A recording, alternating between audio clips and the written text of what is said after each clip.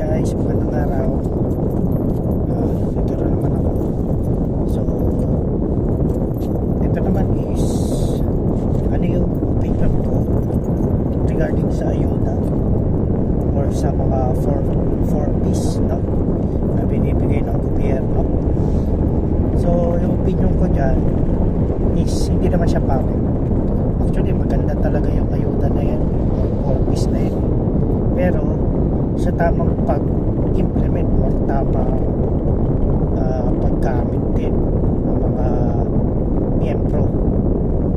So ano yung take ko doon? So syempre unang-una dapat yung nagbibigay ng 4Ps or ayuda dapat sinasala nila yan. Sinasala nila yung bibigyan nila. Kasi meron akong mga kilala,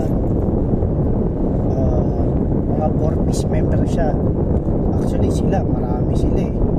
Halos buong pamilya nila. Pero makikita mo, mga tambay, yun lang talaga ang inaasahan. So ano yung take ko doon? Bakit gano'n? So kailangan nga talaga tumulong doon sa mga pinakamahihirap. So yung hangarin niya is tama naman, tulungan yung mga mahihirap. Pero dapat yung mga nagsisikap, hindi yung mga umaasa na lang talaga. So sabi nga doon sa pinapanood ko na isang coach, transformational coach siya, sabi niya kung gusto mo makatulong, huwag ka lang maging mabigat, lalim. So na-apply yan sa lahat, no? So ganun din sa gobyerno, kung ayaw mo maging pabigat, siyempre tumulong ka rin, diba? Kahit sa gawaing bahay man lang, sa bahay gawin mo yung mga task na magluto, maghugas kung wala ka pang trabaho. So hindi ka na pabigat, nakakatulong ka pa rin. So ibig sabihin, so sa ganun din sa ayuda, bago ka bigyan dapat ng mga ibibigay mo, sana may qualification. Actually meron, alam ko yan, pero kasi ang qualification niya nakikita ko parang palakasan lang. Kilala niya si kapitan, kaya naman may kakilala siya sa City Hall, no? Tapos makikita mo yung asawa alatsamba lang, nagta-tricycle pero hindi siniseryoso. Magta-tricycle lang siguro half day, baka boundary lang, okay na.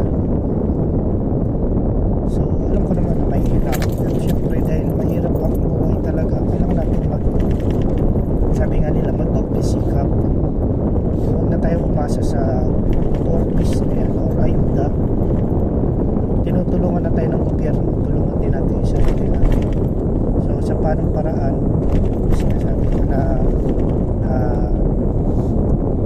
maganda naman ang hangarin ng 4Ps.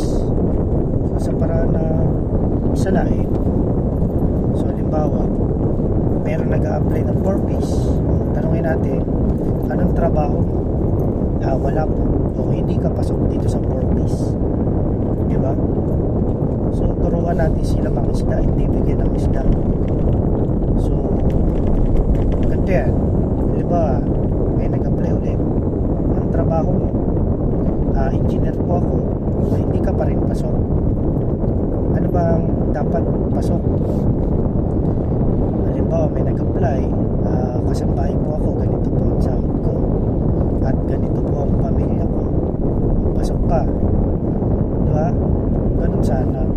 Tapos hindi lang siya basta natatapos sa ganun, kasi yung iba pagka ibinigay na yung 4Ps or ayuda, wala na, basta ibuto mo sa ganito. Yan ang ano natin, diba? Kaya napapanatili nila yung posisyon nila, kasi parang nangyari is vote buying na legal, no?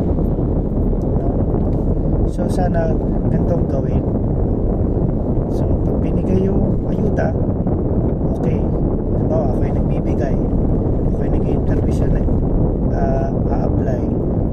ma'am, ganito, ibibigay ko tong 5,000 kung magkano man yun, o 10,000 na ayuda, pero kapag babalik ka sa akin, dapat meron kang resibo, no? Parang liquidation, niliquidate nyo para makikita ng mga taxpayer or taong bayan, kasi yung ayuda o purpose na yan sa kanila naman galing yan. So makikita ng taong bayan na yung ipinantutulong sa mga mahihirap, poorest of the poor kung tawagin, is worth it, nagagamit ng maayos. Kasi meron mga, yun nga, nabigyan ng ayuda, hindi na magtatrabaho, gagawin, minsan susugal pa, di ba? Tapos kaya ipang birthday lang ng bongga, tapos wala na naman, mag-aantay na naman ng purpose. So hindi siya worth it para sa mga ganun. So yun lang naman ang gusto kong iparating dyan sa purpose na yan, na magamit ng tama. Yung hangarin na magamit ng tama is maganda. Kung kailangan implementation na strict, yung mga qualification, syempre liquidation, kailangan natin yan. Syempre yung mga tax naman, meron yung mga resibo eh. So syempre yung tax din ng mga pinag-aambaga natin, kailangan naman worth it.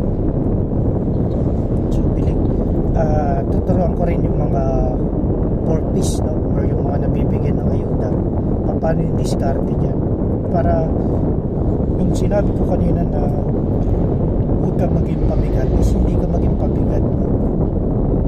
Halimbawa, yun nga, sa pamilya nyo is yung asawa mo is construction worker, tapos ikaw is kasambahay, no? Or halimbawa ikaw sa bahay ka lang, yung asawa mo construction worker, hindi sapat.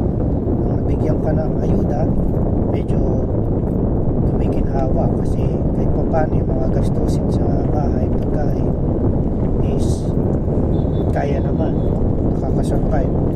Pero itong isa sa paraan dyan na magamit nyo ng tama yung ayuda nyo. So yung binibigay sa inyo, halimbawa yung 5,000 or 10,000, since ganun pa rin naman yung sistema nyo dati, nakakasurvive naman, gawin nyo yung 5,000 o 10,000 na yan, isip kayo ng business, malaki tingnan, parang malaki pakinggan yung business, o kahit anong negosyo pwedeng itinda na kung ano yung applicable sa lugar mo.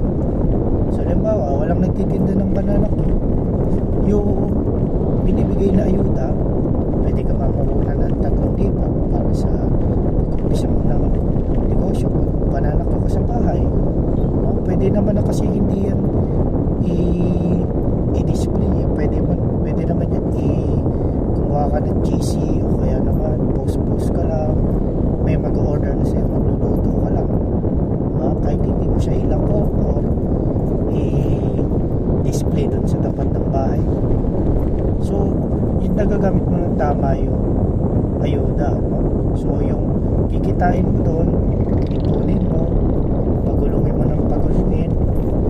Marami naman na sa mga YouTube or mga platform na makikita mo na nagtuturo paano yung maliit na puhunan napapalago. So tiis lang, ganun pa rin, no? Huwag muna tayo maging extravagant agad. Kung nakakuha tayo ng 5,000 or 10,000, malaki na siya, no? Kung titignan sa mga katulad natin na ganun na kinikita pa lang, pero sana magamit nyo yun na maayos. Then kapag umasenso ka, halimbawa napalago mo na, hindi na banana queue or maliliit ang tinda mo, malalakihan na, mga gasol, bigasan na kayo ng tinitinda mo, malaki na ang balik sa'yo, no? Pagka dumating na yung nagbibigay ng ayuda or mag-a-apply ka ulit, baka pwede mo na siya sabihan na, ma'am, okay na ako, hindi ko na po kailangan ng ayuda or peace. Malaking tulong na po kasi sa akin yung naibigay niya. So itong gagawin ko is ibibigay ko na lang din po yan sa mga may kailangan, no? Mga kailangan. So ang mangyayari dyan, since lumiliit na yung mga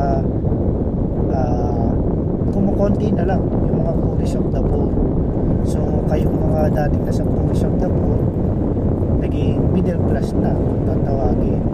So hindi na kayo binibigyan ng purpose. So ang mangyari, yung purpose na yan, kung dati 5 or 10,000 lang yung binibigay sa mga deserving, mas lalaki, di ba? Mas lalaki. Again, yun nga, kahit lumaki yan, mas mabilis yan. Actually, mas malaki, mas mabilis makakaahon yung mga poorest of the poor. So hindi lang sila dapat binibigyan, yun nga, dapat may program din ay tinuturo sa kanila kung paano magnegosyo. So yun nga, pag mas malaki na yung ayuda nila, mas madali na sila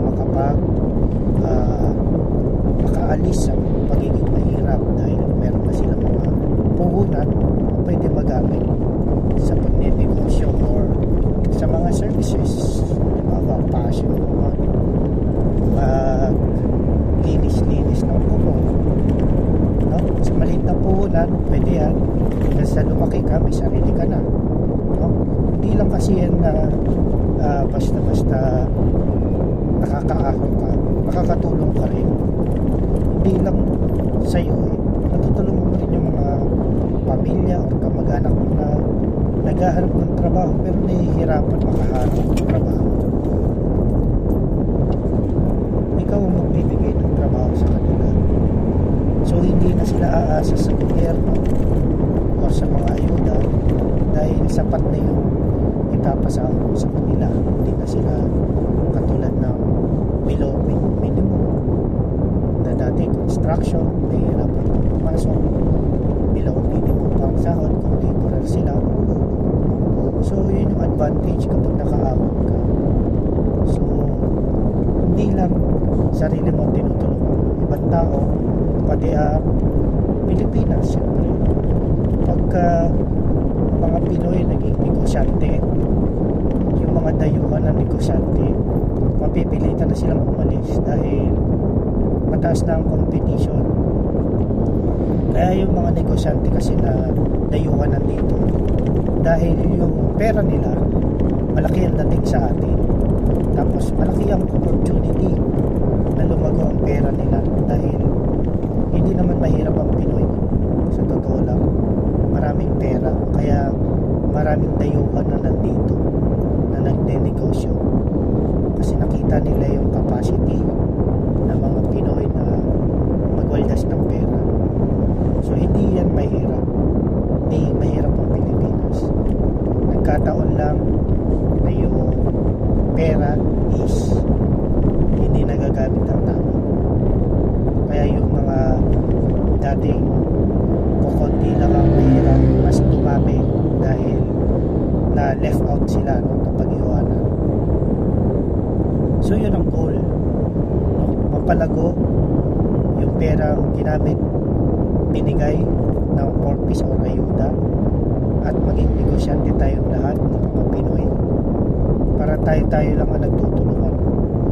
Kasi ang mga dayuhan na yan, dito talaga sila nagnenegosyo kasi yung pera nilang maliit sa bansa nila, pagdating dito lumalaki. Nagiging puhunan nila yung maliit na pera nila sa ibang bansa, pagdating dito lumalaki. Dito sila nagpapayaman.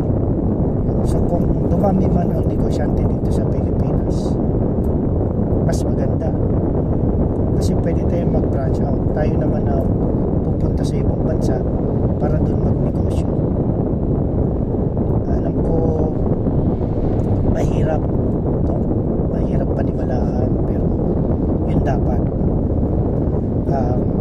mas magandang paraan.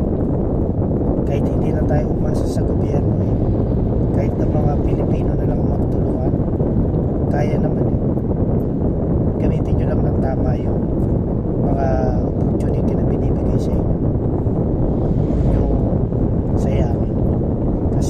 sasakyan,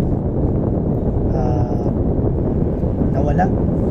Tsaka lang tayo mag-iisip na dapat pala ginamit ko sa ganito, sa ganyan, para nagbago ang buhay ko talaga.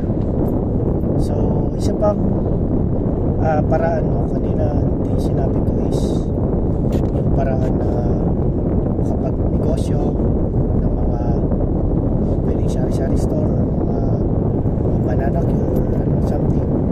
Ito naman kung ikaw ay mahirap ka makahanap ng trabaho, hoping na naghahanap ka, nag-apply ka, may tinapos ka, halimbawa